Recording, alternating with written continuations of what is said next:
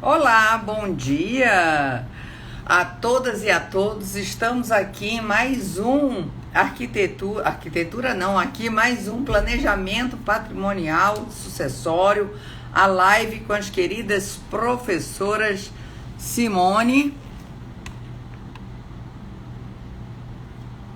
Estou já aceitando aqui. Nós vamos falar hoje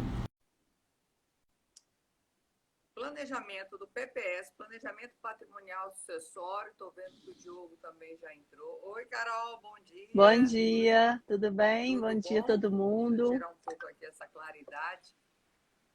Dá um beijo especial na Michelle, que hoje ela está aqui com a gente. Olha que alegria.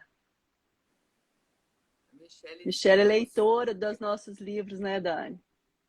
Simone, bom dia. Oi, Simone, bom dia, tudo bom? Aí, Diogo. Ó, Diogo, esquerdésimo.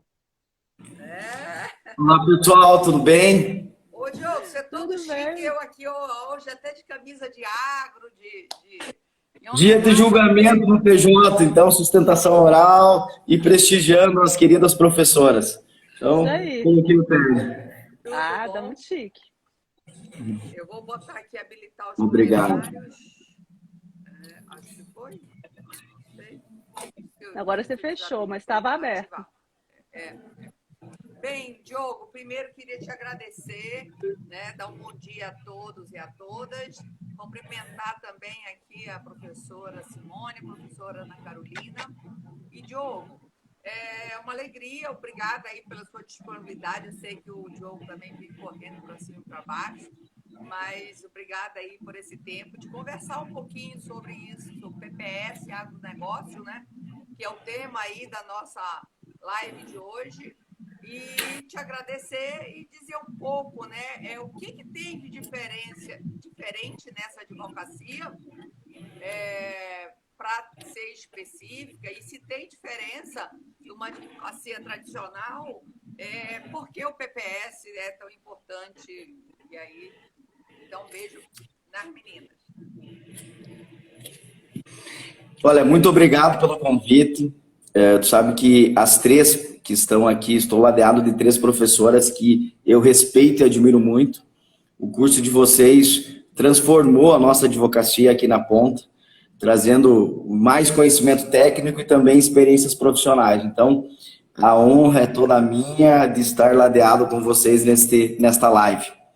E sim, vamos comentar um pouco sobre o nosso dia a dia na advocacia do agro, advocacia na ponta aqui, diretamente ao produtor rural, às empresas, as pequenas e médias empresas do agronegócio. Então, obrigado mesmo, estamos à disposição aí. Bom dia a todos. Meninas, querem dar alguma palavra? Mas é falar mesmo, né, assim, essa alegria, porque, sabe, Diogo, pra então, gente, assim... Eu queria também, Diogo, da onde você está falando, para dar uma contextualizada, de que região que você está, qual é o teu nicho aí de trabalho, sua área. Bom, hoje eu estou em Abelardo Luz, no oeste de Santa Catarina, perto de Chapecó. Nosso escritório, a nossa sede é aqui. Nós trabalhamos em todo o Brasil, temos clientes em todo o Brasil, no planejamento sucessório e também na renegociação de dívidas. Aqui em Santa Catarina, eu sou presidente da Comissão de Direito Agrário do Agronegócio da OAB. Acabou de ser a nova presidenta aí, nos recolocou, né, no cargo. Vamos enfrentar em 6 anos, teremos 6 anos e contamos, inclusive, com a presença de vocês nos nossos eventos. Como que funciona o nosso dia a dia aqui?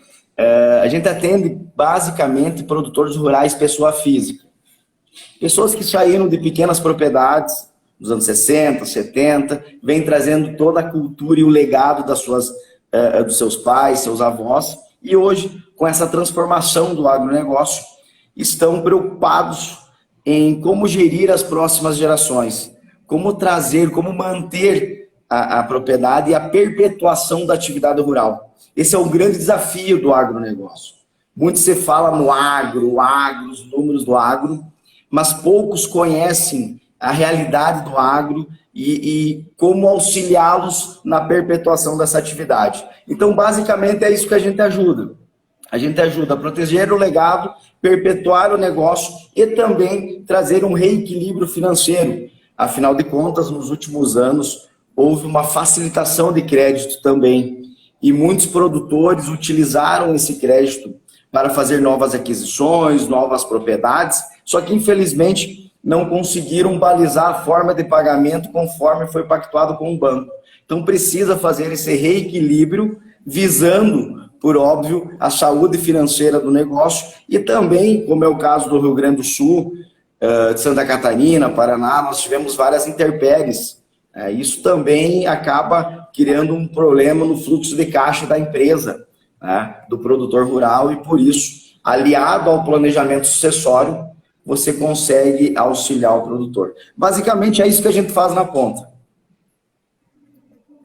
É isso aí, isso é muito importante. E agora, dentro dessas dificuldades, né, a gente sabendo que nós estamos trabalhando com ainda mais essa faixa etária que você falou, porque eu vejo uma realidade dentro do Brasil, né, em várias regiões, da dificuldade de passar o bastão, né? Quer dizer, cada vez mais a necessidade, a demanda por planejamentos, por essa organização patrimonial, mas ainda uma resistência muito grande. Você também se depara com isso, enfrenta isso aí por aí?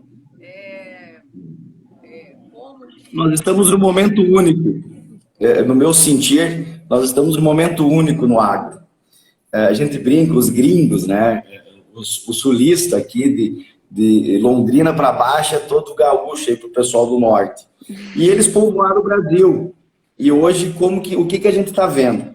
O avô, com 70, 75 anos, tendo toda a caneta ainda e a gestão da propriedade.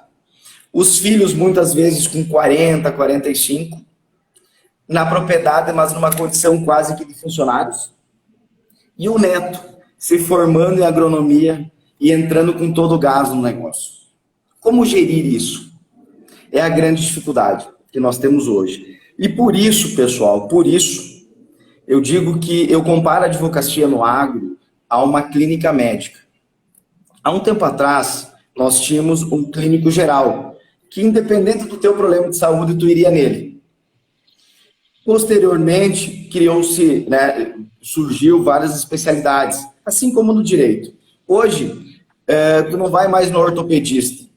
Tu vai no ortopedista especialista em joelho, não é verdade? Assim é a advocacia. Tu não pode ir mais no especialista em planejamento sucessório.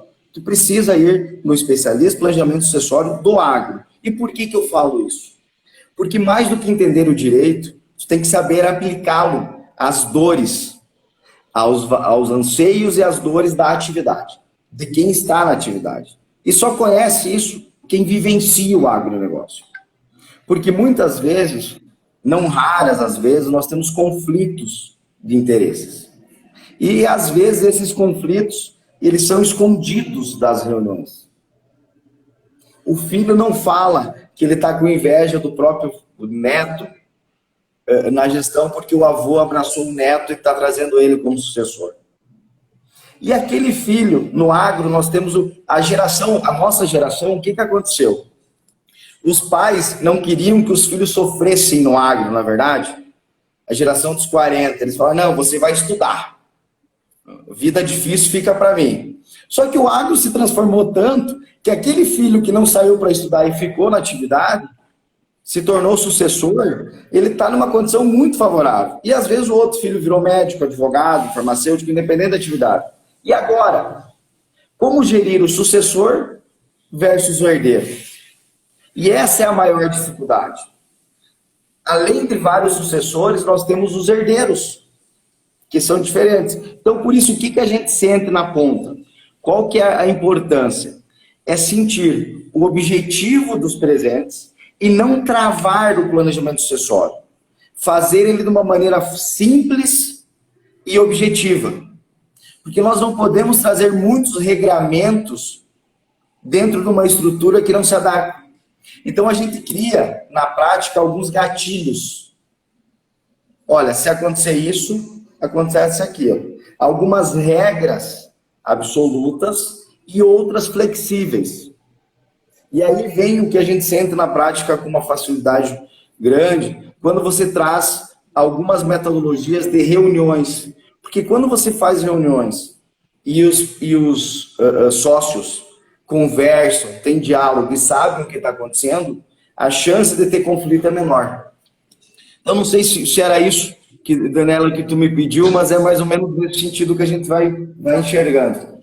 Não, mas você fez bem o recorte no sentido dessa faixa etária, eu acho que dos 60 aos 80, teve muita dificuldade, não passou, não fez sucessor, mesmo tendo ali acessibilidade, controlou muito o poder e realmente, às vezes, está passando já por uma terceira geração. Eu vejo até isso na prática, né? Pessoas que chegaram a vender, sair de algumas regiões do Brasil, sair e estar voltando por conta de visualizar e assim por diante. Mas você falou assim, o que o curso também te trouxe dentro dessa prática de planejamento patrimonial? O curso tem bem esse viés prático, mas dentro desse viés prático na área aí de PPS. Olha, eu destaco algumas situações assim que no meu ponto de vista são principais. A primeira delas, a diversidade de conhecimento dos professores. Assim, ó, as peculiaridades de cada um. Por exemplo, nós temos uma parte tributária com conhecimento muito forte, que consegue trazer uma dinâmica do que diz a lei, qual a interpretação, desde o município até o STJ. E também a importância da utilização dos cartórios de forma inteligente.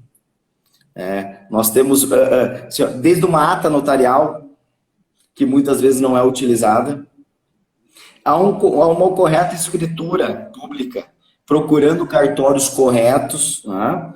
E além disso, o curso me trouxe, no meu sentir, assim, um viés das dinâmicas que vocês praticam no dia a dia.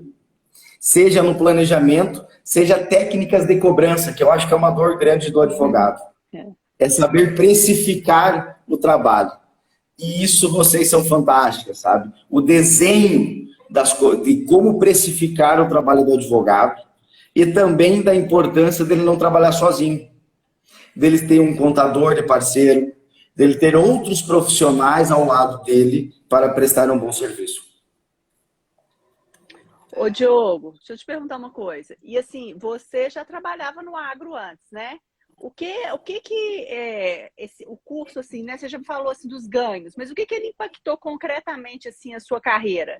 Você começou a trabalhar mais com planejamento, ou você já trabalhava antes? O que assim, no seu dia a dia prático, o que mudou? Olha, duas coisas que eu comecei a enfrentar, que o curso me deu coragem para enfrentar mais. A primeira delas é focar mais no planejamento acessório. A gente trabalha com isso, mas não era o foco principal do escritório. Uhum. E por isso, por vocês me demonstrarem cada vez mais o campo. E o segundo, a precificação. Entendi. A segurança da precificação. Eu acho que esse é um ponto muito importante. Os colegas que estão me assistindo, muitos conhecem mesmo que minimamente da área, mas como precificar? A gente, assim, sair da tabela da OAB, o que muitas vezes o pessoal olha, tu olha o patrimônio, tu vai cobrar um percentual? Horas de trabalho. Então, eu acho que a questão da precificação, de fato, foi um grande divisor de águas, tá? E, além disso, claro, repito, a boa utilização dos cartórios. Esse eu acho que é um ponto também muito importante. Aliás, se me permitem, eu brinquei isso numa mensagem no celular na segunda aula que eu assisti, eu acho. Eu ganhei o curso na segunda aula. Duas situações, tu lembra, né, professora? Eu te mandei no particular e falei, olha, já ganhei o curso e nem vou mais assistir, tá? Já está tudo certo. Já está tudo certo. Eu não me recordo exatamente, professora Simone, qual foi o tema. Eu acho que um foi a questão da Amazônia, né? Da questão lá do ITBI, do ITCMD. E o outro ponto eu não lembro, mas eu lembro que na segunda aula, falei, pronto, já ganhei o curso. Fala aí, Simone, você lembra? Eu acho que era uma questão de separar a produção da propriedade e da herança, lembram? Você estava com um caso meio impactado de produção, e aí a gente olhou para o caso da produção e a gente separou bem direitinho as esferas hereditárias, a esfera da própria produção e a questão de montar ou não montar a empresa, ou seja, se a gente usava uma sucessão hereditária uma questão de um artifício empresarial ou se a gente continuaria no CNPJ ou no CPF. Eu acho que era uma coisa assim, pelo que eu me lembro. Sim. Eu acho que ele tinha produção ainda no Silo, é verdade. E como trazer isso saindo do inventário, né? O princípio da sentença na prática. Mas eu acho que eu lembro que tinha um negócio do financiamento também, não é? Que era muito diferente da pessoa física e da pessoa jurídica. Eu acho que tinha um lance assim. É verdade. Bom, foram dando os ganhos. E deixa eu te perguntar, o Wellington pergunta aqui, ó. Como que tá sendo a aceitação, Diogo? Tu pode contar para nós e compartilhar como é que você está fazendo para fazer esse povo aceitar? Porque esse povo não é fácil, né? Assim, nós estamos no melhor momento sobre isso, tá? Hoje o agro fala de hold. A gente sabe que holding é um dos mecanismos do planejamento sucessório. Mas se tu chegar para o produtor e falar do planejamento sucessório, ele vai... Falou de holding, opa, meu vizinho fez. Então, hoje nós estamos nesse momento. Eu estava, por exemplo, semana passada com alguns colegas de Sorriso, no Mato Grosso. Lá, quem não fez, está fazendo. Quem não concluiu, está fazendo. Criou moda. E claro que muitos, com todo o respeito, nem sabem por que fizeram, mas fizeram. O agricultor tem muito disso também, né? Ele deixa o pessoal ir testando, depois que está dando, vai indo. Mas assim, quais são as maiores objeções que a gente vê na prática? Primeiro, eu não estou morto ainda. Quando eu morrer, vocês dividem o que é meu. Segundo, a terra é minha, não vou transferir para ninguém, não é uma empresa. É a transferência. Eu preciso lá no Registro de Imóveis e ter. Outra situação, nós tivemos em 2020 um volume grande de RJs de produtor rural no Brasil, de recuperações judiciais. E isso acabou afugentando um pouco o planejamento sucessório dentro de uma empresa. Por quê? Porque os bancos olhavam, pô, se o cara criou a PJ, ele vai entrar com a RJ. Então criou-se um pouco isso. Em contrapartida, a Covid demonstrou que ninguém é eterno. E a pessoa mais saudável, hoje, daqui uma semana, pode estar num momento bem difícil. Então, isso também acabou trazendo os produtores rurais para o jogo. E um terceiro ponto que eu utilizo muito é a parte financeira. Por que eu falo isso? Hoje, antigamente, ia fazer um inventário, tu lançava as cotas no valor mínimo, né, o patrimônio, e gastava-se pouquíssimo para fazer o inventário. Estando todo mundo de acordo, era uma coisa simples no interior, né? Hoje não. Santa Catarina, por exemplo, tem a tabela CEPA. Todos os estados têm a tabela com base na Receita Federal, que é o preço médio, o valor médio de mercado dos imóveis. Então, hoje, qualquer agricultor que tem 10 hectares, independente do lugar que ele está no Brasil, ele é milionário. Se nós pegarmos uma tributação média de 8%, quanto que a família dele vai gastar para fazer o inventário? Em uma possível sucessão. Então, esse é um ponto que está pegando muito. De famílias que viram seus vizinhos, por exemplo, tendo que pagar 2, 3, 5 milhões para fazer um planejamento sucessório e um patrimônio não tão grande, né? Um patrimônio não tão extenso. Esse é um ponto importante. O segundo ponto, eu brinco, é ele manter a caneta mesmo após o falecimento dele. É continuar mandando lá de cima. Claro, não a caneta com toda a tinta, né? Mas as diretrizes, o encaminhamento, ele faz. E assim, e como sempre tem a dor entre os irmãos, entre as noras, entre os genros, enquanto o patriarca está vivo, ele consegue que a vontade dele seja respeitada. Pós-falecimento, vão brigar por causa do sofá da sala. E ele sabe disso. Porque aconteceu no inventário do pai dele, do avô, do vizinho. Então, esses pontos, no meu ponto de vista, são os principais. É isso que está levando o agricultor para o escritório da advocacia para fazer o planejamento sucessório correto. No meu sentir, é isso que são os grandes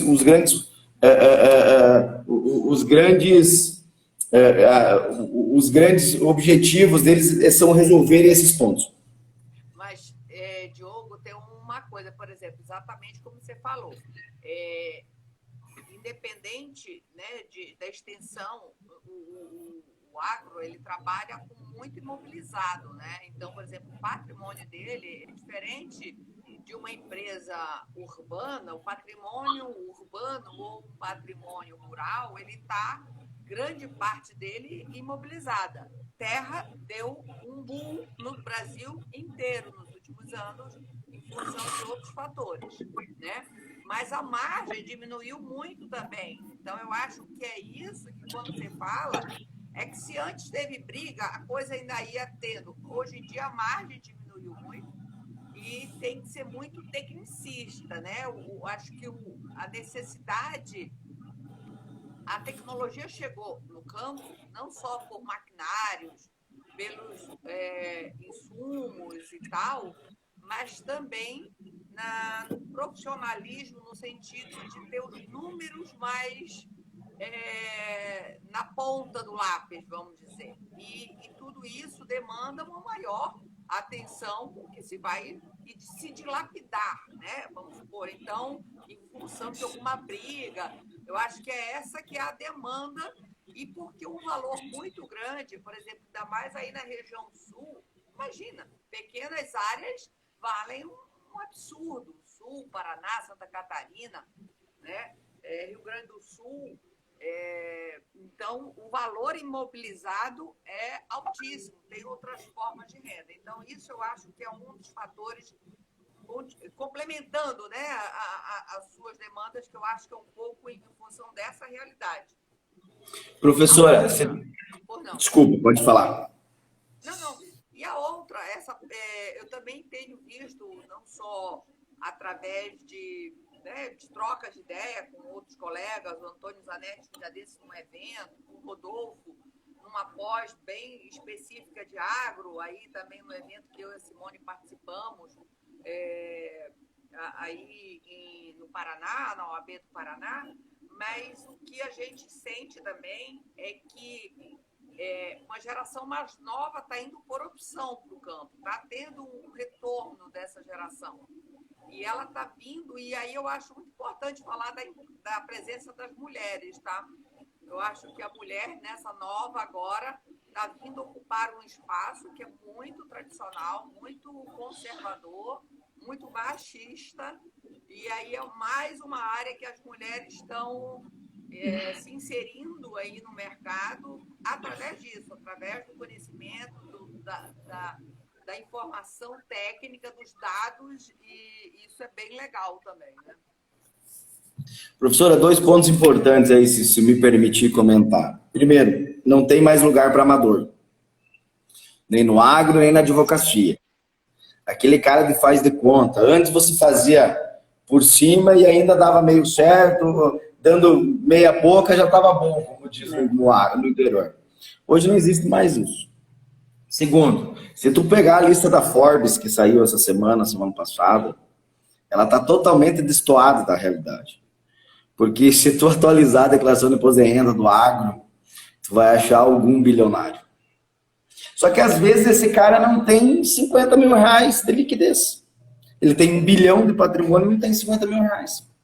Isso vai, caso tenha um problema com ele, que ele venha a faltar, isso vai dilapidar o patrimônio dele, porque os herdeiros não terão condições, mesmo que estando de bem, não terão condições de fazer um inventário sem vender alguma coisa. E o planejamento sucessório também criaria gatilhos que preservariam isso. Pode falar. É uma das áreas que mais precisa se organizar exatamente por isso, pela peculiaridade do grande valor dela imobilizado. Quer dizer, se você... E ele não é de estar aplicando em outras coisas, ele vai vendendo conforme a forma de captar o ativo dele é de outra forma que está ali disponível, né? E aí, quando tu fala das mulheres, assim, ó, eu sou um entusiasta da participação delas e tenho queridas amigas, algumas clientes, outras não, na atividade. E eu brinco com elas o seguinte: eu nunca vi uma fazenda falir tendo uma mulher administrando. Eu já vi mulher salvar a fazenda dos pais. Agora, ela falia fazendo, eu não conheço nenhum. Eu tenho queridas amigas, a Ana Seulin, por exemplo, do Rio Grande do Sul, da SC Rural, tantas outras mulheres que, se tu pegares a história, cara, tu tem que, olha, ficar de joelho e parabenizar. Então, de fato, a participação feminina, primeiro, o machismo quase que se extinguiu, acerca da participação feminina, tanto que tu vai nas feiras, tu vai ver trator rosa. Tu vai lá, as empresas estão fazendo trator rosa, justamente nesse público. E ela se preocupa. Eu andei num avião de pequeno, de agro, né, de tratamento e fiscalização de terra, que era rosa. Achei lindo, tirei várias fotos. Não, é legal demais, e a participação delas. Nós temos, inclusive, vários colegas, várias advogadas que são produtoras rurais e administram suas propriedades. E é legal porque elas, assim, um pouquinho mais do que nós, aí elas têm uma influência grande também no mundo digital, né? Uma participação grande. Então a gente consegue acompanhar o dia a dia delas. A Patrícia aqui, que é advogada e produtora rural, se não me engano, maravilhosa, Patrícia. Isso mesmo. Uma querida, e ela, o machismo velado. Não acho que acabou, não. Eu acho que eles... Não, eu acho que reduziu. Não, eu acho que reduziu. Acabou, meu querido. Brasil, é difícil acabar as coisas. Coisa ruim no Brasil, ela se perpetua, infelizmente. Mas eu acho que reduziu bastante. Eu lembro, teve um período que eu trabalhei meio com agro, com meu ex-marido, foi antes de eu começar a estudar, até eu sempre conto no meu caso que eu, quando só tirei meu ensino médio aos 31, né? Eu não podia ter nascido aos 31 e depois fazer uma faculdade. Quer dizer, como é que você vai mandar um currículo para algum lugar só aos 40? Eu sempre botava área não jurídica. E uma dessas era, eu trabalhei com a administração na empresa da minha mãe também, de compras. Ela tinha loja de casa, eu ia a feiras e tal. E também trabalhei, mas isso já depois de separada. Mas durante muitos anos trabalhei à frente junto com meu ex-marido na parte aí de fazenda, e eu lembro que eu era assim, eu estou falando da década de 80, 90, né, gente? Eu era uma minoria, coisa que eu não vejo hoje, esse reflexo, né? E era, assim, difícil. Hoje em dia não, eu acho que está bem mais aceito. Mas eu acho essa geração um problema geral. Se você falar de norte ao sul do Brasil, homens de 60 a 80, aí você só fala homens, é muito raro você ver uma matriarca nessa idade. Oi? Não, é porque assim, é que quando o Diogo estava falando das objeções, parecia, Diogo, que eu fechei o olho e estava ouvindo meu pai falar. Entendeu? Porque meu pai, ele não é assim, não é um agronegócio, mas ele é de fazenda, mora na fazenda hoje por causa da pandemia.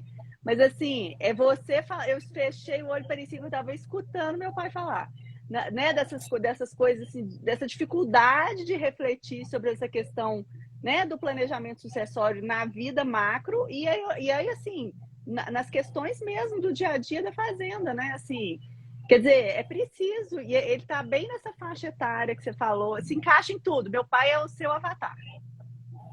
O meu, eu tenho, bom, tá gravando, eu não vou citar o nome, mas alguém assim que é um pai para mim, que ele fala assim, assim, eu quero que vocês me ajudem, vocês têm que estar comigo lá. Aí o cidadão vai lá junto com ele e começa a dar opinião, pedir coisa, aprender, né? E o cara trabalha na atividade.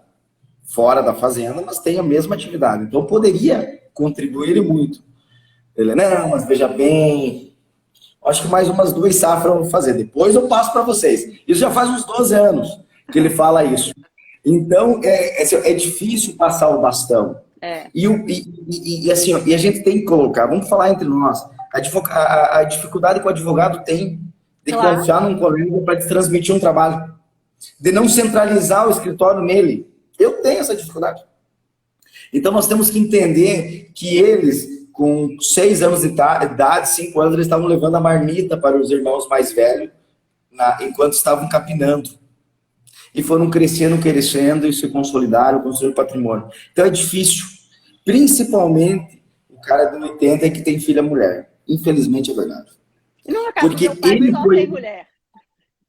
E ele foi criado, doutora, com toda a franqueza, ele foi criado no seguinte sentido: os meus filhos, eu preciso dar um pedacinho de terra para eles começarem a vida, ou estudo. A filha, eu tenho que dar o jogo, como que é? Me deu um branco de casamento lá, o enxoval. No caso dele, ele dançou, coitado, porque é só mulher, então não tem mais. Mas aqui, gente, eu acho que é bom a gente olhar para as oportunidades, né? A Rafa tá lá nos elogiando e a Patrícia tá dizendo que tem muito mais mulheres. Então, se existe um machismo, e o machismo é estrutural, é uma boa oportunidade para o convencimento, porque o machismo tá na cabeça dessas pessoas. Então, eu nunca esqueço, houve uma época, quando a gente foi implementar a reserva legal ambiental, eu passei nas 5 regiões de módulo explicando para os produtores o que era essa reserva legal e como que isso ia acontecer. Então, eu já chegava dizendo, eu sei que vocês estão olhando para mim, uma mulher com essa carinha, e vocês estão com muita vontade de levantar e ir embora, mas fica aí. Se em 20 minutos eu não tiver convencido vocês a ficar sentados me ouvindo, vocês podem ir embora. Eu até encerro as coisas. E é isso que a gente aproveita. Então, o homem do campo que tem filha mulher, ele faz o planejamento com o receio do genro. Ou para que o genro assuma, porque também já tive caso. Então, isso a gente precisa olhar o problema e sempre a solução.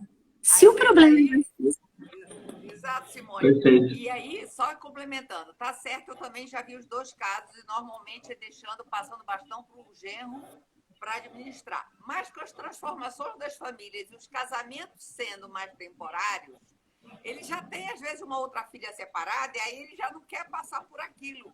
Então, estão tendo que aprender a passar esse bastão meio que na marra para as mulheres, porque eles estão vendo que os casamentos, as famílias, não se constituem ao longo para um ad eterno, como era antigamente, né?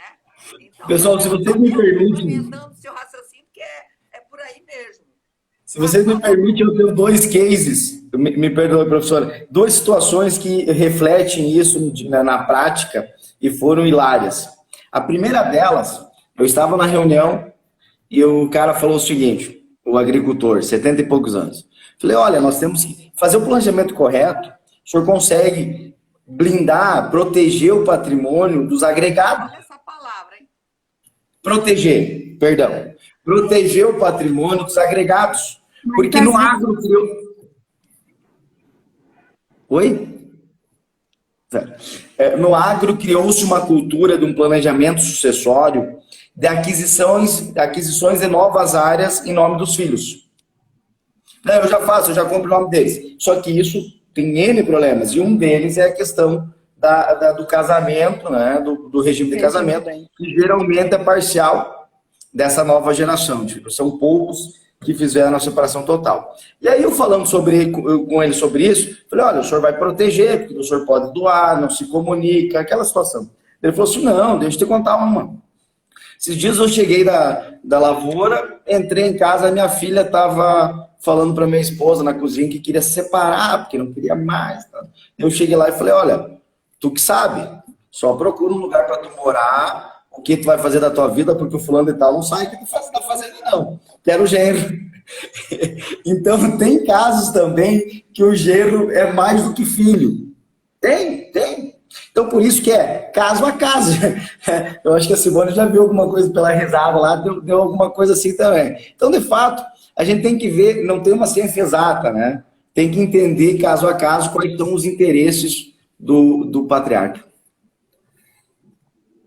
É isso aí. Isso realmente é uma dificuldade, mas eu acho que a área é exatamente, já que se busca custos hoje, numa área que se tornou muito buscando esse custo na ponta da caneta, não tendo mais, como você disse, área para experimentar, tudo que você vai fazer um experimento é uma safra, são anos ali de um ano perdido, então não está mais na fase experimental. Só que, mais que nunca, tem que ter boas consultas, tem que se buscar e isso eu também sinto uma dificuldade no agro, ele não gosta de advogado, parece que advogado vai ser problema, ele vê muito, associa isso à nossa imagem, só que não é só terno e gravata, não. Parece que sempre... A gente já falou isso, né, Carol e Simone, em outras lives, um pouco isso tem que ser desconstruído e não visto como... Parece que era problema, tinha que ver advogado. Agora não, a gente tem que ver o advogado como uma solução de problemas. Nós estamos nos prevenindo para evitar esses problemas. E se eles buscam um custo, a gente tem que demonstrar o nosso custo, mas o tanto que a benesse desse custo, que não é custo, é o investimento, vai fazer ele ganhar na frente, né? Então, vai ganhar na frente no seguinte, pode ser que seja uma opção que ele queira que os filhos paguem o imposto, tudo bem, mas vai ter que pagar em algum momento. Ele pode dizer, não, a nova geração aí, eles que eu já estou dando, né? O Daniel bem diz, uma das primeiras perguntas até para a gente dar o estratagema de como quer fazer essa transição, se você quer pagar imposto em vida ou pós-morte, né? Então, isso já limita, se você tem, porque tem os custos também, né? Seja para se tornar PJ, seja para integralizar o patrimônio, pagar impostos relativos dessas operações todas.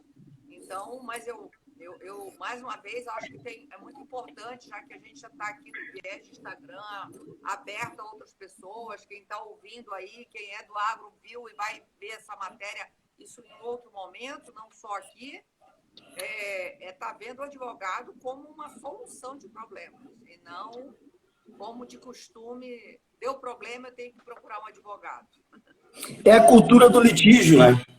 Nós tivemos a cultura do litígio há muito tempo, e assim, as duas coisas que mais me satisfazem nessa atividade, aliás, a que mais me satisfaz no planejamento, é conseguir efetivamente resolver a situação. É proteger e evitar o litígio. O advogado, numa maneira tradicional, ele solicita ao juízo, ele pede, e quem decide é o juiz. Nesse caso, nós conseguimos efetivamente resolver a situação de forma extrajudicial. Então, acho que isso que é importante, a professora falou muito bem, nós falamos, o advogado criou-se uma situação que advogado é problema. Se ele não traz o problema, ele cria. Se eu não levo o problema... E nesse caso, não, a gente está trazendo a solução e não o problema. E quando tu fala de custos, o agro virou tão fantástico, que se tu pegar um cara que planta 1.500 hectares, no Rio Grande do Sul, por exemplo, o planejamento sucessório dele total não vai custar mais do que 5% de uma safra. 5% de uma safra. Então, quer dizer o quê? Que com uma safra, com 5%, que é o dobro do que ele paga de fundo rural, 3%, de 3% a 5%, de uma safra, ele vai resolver o problema, ele vai proteger o patrimônio, perpetuar o negócio e evitar litígio entre os membros da família, protegendo o legado dele. Então é fantástico. Isso não é custo. Isso não é custo, isso é investimento. Custo no inventário. Isso é custo. O planejamento sucessório é investimento. Aliás, tanto é planejamento, investimento, e aí eu prometo parar de falar, senão vocês vão falar de outro, se não para, que tem um detalhe, assim, o produtor rural, nós 4 trabalhamos de graça para ele. Por quê? Porque todo o valor investido no planejamento sucessório, ele é dedutível da base de cálculo do imposto de renda. De modo que os honorários que ele paga para a Simone, ele pega essa nota fiscal e agora em abril, na hora de declarar, ele vai deduzir, vai falar assim, ó, governo federal, essa nota de prestação de serviço aqui, eu vou deduzir do meu lucro, abatendo do meu lucro, de modo que quem que paga os honorários e os tributos é o próprio governo federal. Então é custo zero. Somos nós, né? Somos nós. A Rafa pergunta assim, o planejamento sucessório do agro é igual ou diferente dos outros? Rafa, ele é um pouquinho diferente, porque nesse planejamento sucessório, você precisa resguardar a continuidade da produção. Então, a única diferença, e a diferença mais significativa, é que o foco, ele não está nem em quem que vai ficar com o quê, ou em vulnerabilidades, isso também conta. Mas todo e qualquer instrumento que se vá planejar, ele resguarda, ele precisa resguardar a continuidade da função socioeconômica e ambiental daquela terra. Então, tem que cuidar juros de produtividade, se é mais barato ou se é mais caro no CPF ou no CNPJ, tem que cuidar os financiamentos que já foram feitos para ver quem que vai arcar, para não deixar alguém em fraude à execução ou fraude contra credores, e tem que assegurar a continuidade. Então, tem um exemplo bem comum, que o cara quer mandar depois de morto e clausula a legítima toda com as cláusulas, ele bloqueia tudo. O cidadão que faz isso, ele é ingênuo. Por que ele é ingênuo? Porque as cláusulas, elas precisam atender a função socioeconômica e ambiental. Então, como no agro se hipoteca, na verdade, se empenha, ou as estratégias produtivas ali no penhor agrícola, no penhor pecuário, e uma das coisas que mais se penhora, se coloca à disposição para garantia por alienação é a terra, essa inalienabilidade, essa impenhorabilidade deixa as pessoas completamente bloqueadas. E aí o judiciário levanta isso, né, gente? Então, assim, onde que está a diferença? A produção, o destino daquele bem, para que a finalidade daquela propriedade é o mais importante. Claro que a gente tem outros elementos, as gurias podem concordar ou não, o Diogo também, mas o foco, ele precisa estar atento a todo momento na vertente da produção. Então, assim, tem a família? Tem o negócio em si? Tem, mas a produção é que acaba sendo o eixo que... Eu não sei se eu estou certa, Diogo, mas uma vez na vida eu já fiz isso, e quando eu fiz era assim. Eu acho que a produção, e aí são duas questões. Porque se você faz muita fração nessa área, primeiro a dificuldade de achar fração nesse imóvel, porque você não consegue ter uma área mais valorizada, seja por água, seja pela sede, aí é menos terra.